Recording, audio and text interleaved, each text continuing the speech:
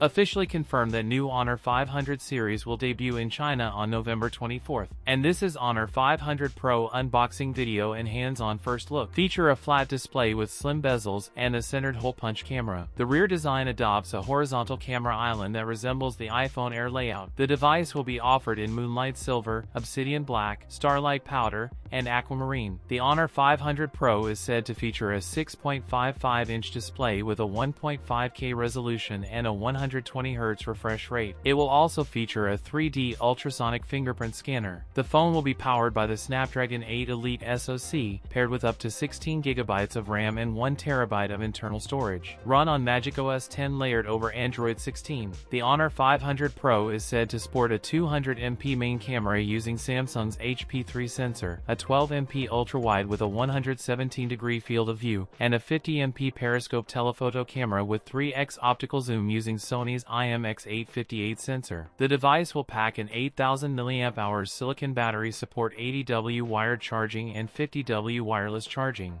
That's it for today's video. If you enjoyed it, don't forget to like, comment, and subscribe for more content. Thanks for watching, and I'll see you in the next one.